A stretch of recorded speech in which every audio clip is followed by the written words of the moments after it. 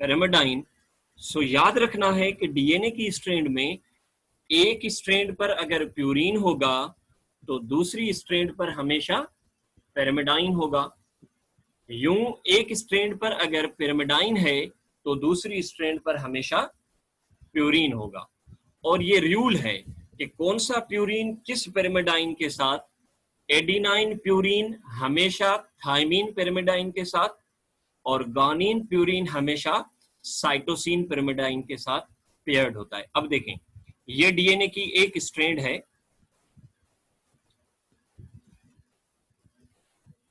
This is the first strand of DNA. ये एक strand है। अब इस स्ट्रैंड में ये जो एंड है इसका इस तरफ 3 प्राइम है और इस तरफ इसका 5 प्राइम है, और इसका तीसरा नंबर कार्बन न्यूक्लियोटाइड का इधर है, तो ये इसका 3 प्राइम है और इसका ये 5 प्राइम है। तो यूं ये दोनों स्ट्रैंड एक दूसरे के क्या रखे हुए हैं, एंटी पैरेलल रखे हुए हैं। आपके जहन में सवाल आया होगा कि सर ये एंटी पैरेलल क्यों है, ये पैरेलल क्यों नहीं रखे हुए। ये इसलिए ताकि दोनों के नाइट्रोजिनस बेसेस अंदर की तरफ आए। अगर ये दोनों सीधे होते तो एक नाइट्रोजिनस बेस इस तरफ होता और दूसरे का नाइट्रोजिनस बेस उस तरफ हो जाता, और यूं इनका आपस में बॉन्ड नहीं बनता, यूं इनका बॉन्ड जो है वो आपस में नहीं बन पाता, और फिर जो स्ट्रैंड है डीएनए की डबल, वो डबल स्ट्रैंडेड जो है डीएनए ना होता। तो डीएनए की डबल स्ट्रैंडेड स्ट्रक्चर को मेंटेन रखने के लिए जरूरी है कि they must be placed antiparallel to each other, वो एक दूसरे के एंटी पैरेलल होना जरूरी है। Ribonucleic acid RNA, next part जो है हमारे पास वो आरएनए है। ये भी न्यूक्लिक एसिड का टाइप है, found mostly in the cytoplasm. अक्सर ये आपको मिलता है कहां पर, साइटोप्लाज्म में। सिंथेसाइज्ड इन न्यूक्लियस, कहां पर इसकी सिंथेसिस होती है, न्यूक्लियस में ये बनता है। Single stranded may be folded back on itself. हमेशा डीए आरएनए जो है वो सिंगल स्ट्रैंडेड होता है, यानी यूं उसकी एक ही स्ट्रैंड होती है, लेकिन कभी कभार ये एक स्ट्रैंड एक अपने ऊपर जो है वो यूं फोल्डेड होती है। तो ये स्ट्रैंड एक ही है, जस्ट फोल्डेड बैक है, तो आप इसको डबल स्ट्रैंडेड नहीं कहोगे, आप ये कहोगे कि डीएनए आरएनए जो है वो है single stranded, sometimes it is folded back on itself. तो ये दो नहीं हो गए, एक ही स्ट्रैंड है जो एक दूसरे के ऊपर मौजूद है, लेकिन डीएनए में दो अलग अलग स्ट्रैंड होती हैं और दोनों एक दूसरे के साथ क्या है, फिर पेयर्ड होती हैं।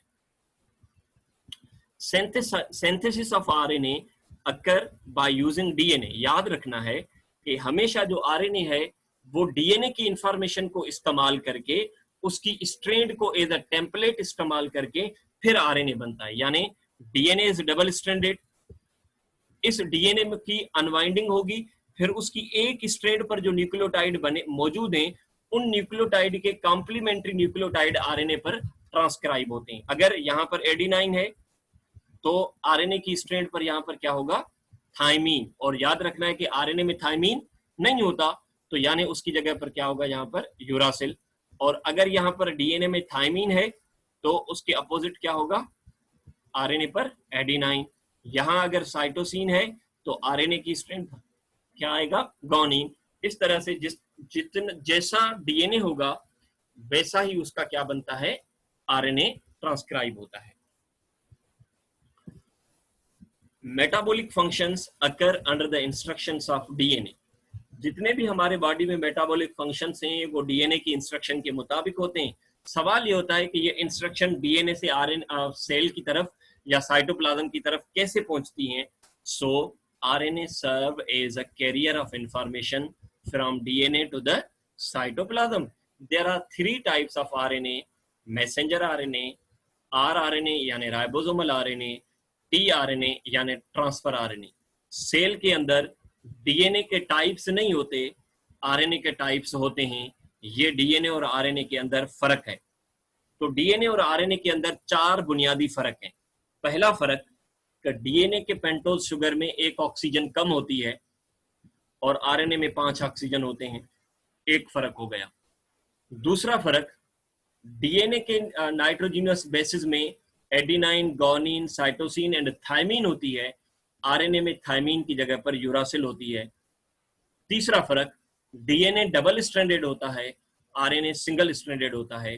चौथा फर्क, डीएनए का एक टाइप होता है, आरएनए के सेल में 3 टाइप होते हैं, messenger RNA, rRNA and transfer RNA.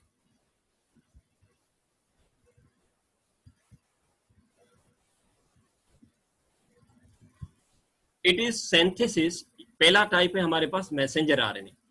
So messenger RNA के बनने के प्रोसेस को हम ट्रांसक्रिप्शन कहते हैं।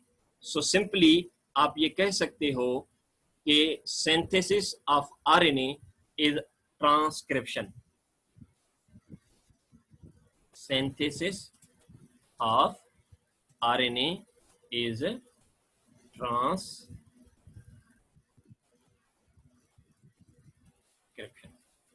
वो क्या कहलवाता है? ट्रांसक्रिप्शन कहलवाता है।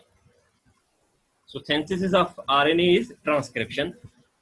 हमारे सेल्स में जो टोटल आरएनए मौजूद है, उस टोटल आरएनए में जो मैसेंजर आरएनए है वो 3 to 4% होता है। It takes the genetic message from DNA to the ribosome in cytoplasm. अब राइबोसोम सेल के साइटोप्लाज्म में मौजूद होता है, तो आरएनए क्या करता है, डीएनए से इंफॉर्मेशन या मैसेज जो है वो राइबोसोम को पहुंचाता है और राइबोसोम को बताता है कि इस तरह की प्रोटीन जो है वो बनानी है। और फिर राइबोसोम पर क्या होता है, at ribosome amino acids are arranged. Amino acid एक खास सीक्वेंस में अरेंज होते हैं according to the information of messenger RNA. जो इंफॉर्मेशन मैसेंजर आरएनए लाता है उसके हिसाब से arrangement of amino acids from an specific protein. Amino acid जो है वो जब अरेंज होते हैं तो हर अमाइनो एसिड की अरेंजमेंट, हर अमाइनो एसिड की सीक्वेंस की अरेंजमेंट दूसरे अमाइनो एसिड की सीक्वेंस से अलग होती है। तो इस तरह से खास खास जो है वो उनसे प्रोटीन जो है वो बन जाती है। तो यहाँ पर फिगर में दिखाया गया है आपको कि ये डीएनए है। अब लेट सपोज कि डीएनए की ये इंफॉर्मेशन जो है वो इस इंफॉर्मेशन के मुताबिक सेल को कोई फंक्शन करवाना है, तो आप कहेंगे कि डीएनए की ये जो सीक्वेंस है यानी ये खास जीन है, तो जब इस जीन को सेल में परफॉर्म करवाना है अपना फंक्शन, तो हम कहेंगे कि ये जीन एक्सप्रेस होगी। ये जीन क्या होगी? एक्सप्रेस होगी। तो जीन एक्सप्रेशन का पहला प्रोसेस है ट्रांसक्रिप्शन। क्या होगा? आप देख रहे हो कि ये दोनों स्ट्रैंड एक दूसरे से अलग हुए। इस प्रोसेस को हम कहते हैं अनवाइंडिंग, यानी डीएनए की स्ट्रैंड का खुलना।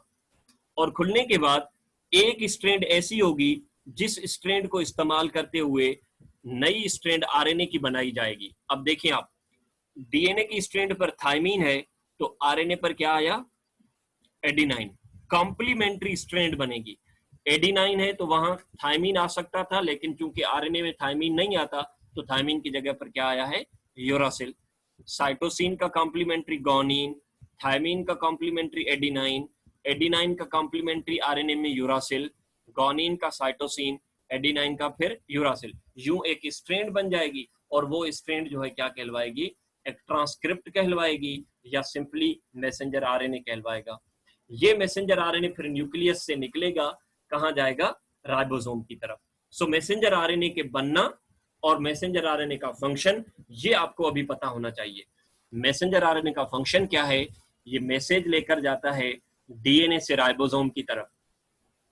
इसके बनने के प्रोसेस को क्या कहते हैं? ट्रांसक्रिप्शन कहते हैं। भाई ये कैसे बनता है? तो आपका जवाब होगा डीएनए की स्ट्रैंड को इस्तेमाल करते हुए इसकी ट्रांसक्रिप्शन होती है। दूसरा टाइप है आरएनए का, उसे हम कहते हैं ट्रांसफर आरएनए, यानी ट्रांसफर करने वाला। क्या चीजें ट्रांसफर करता है? ये अमाइनो एसिड ट्रांसफर करता है। It comprises about 10 to 20% of total RNA. जितने भी आरएनए हैं उनका 10 से 20% जो आरएनए है वो ट्रांसफर आरएनए होता है। Transfer RNA are small. Transfer RNA as compared to बकाया 2 आरएनए के स्ट्रक्चर में स्मॉल होते हैं, यानी इनमें थोड़े न्यूक्लियोटाइड पाए जाते हैं। कितने? ज्यादा से ज्यादा इनमें 75 to 90 न्यूक्लियोटाइड होते हैं, बाकी में 100 और हजारों न्यूक्लियोटाइड्स होते हैं। It transfer amino acid where peptide chain is to be formed. So simple सा काम है, जब मैसेंजर आरएनए राइबोसोम में आ जाएगा तो उस मैसेंजर आरएनए के कोडॉन के मुताबिक ये क्या लेकर आता है, ट्रांसफर आरएनए लेकर आता है। फिर है ribosomal RNA, it comprises about 80% of total RNA in the cell. अब देखें, messenger RNA 3 to 4, transfer RNA 10 to 20 और ये 80%। तो सेल में सबसे ज्यादा जो आरएनए है वो कौन सा होता है, राइबोसोमल आरएनए होता है। और इसे राइबोसोमल आरएनए क्यों कहते हैं, because this RNA is the part of ribosome, ये राइबोसोम का पार्ट है। और राइबोसोम वो जगह है जहां प्रोटीन बनती है, सो इसलिए हम राइबोसोम को क्या कहते हैं, प्रोटीन फैक्ट्री ऑफ सेल कहते हैं। अब एक चीज आपको यहां पर समझानी है, मैसेंजर आरएनए राइबोसोम के पास इंफॉर्मेशन लेकर आया है, वो इंफॉर्मेशन किस फॉर्म में है, कोड के फॉर्म में है।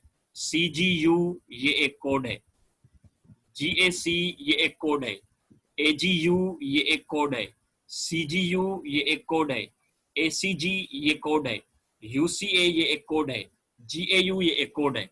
तो इस कोड को कौन रीड करता है, ट्रांसफर आरएनए की ये वाला पार्ट जो कि इसका कॉम्प्लीमेंट्री होता है। यानी कैसे, अगर मैसेंजर आरएनए पर कोड होगा AUG, तो इसका जो कॉम्प्लीमेंट्री आरएनए होगा, ट्रांसफर आरएनए, वो होगा UAC।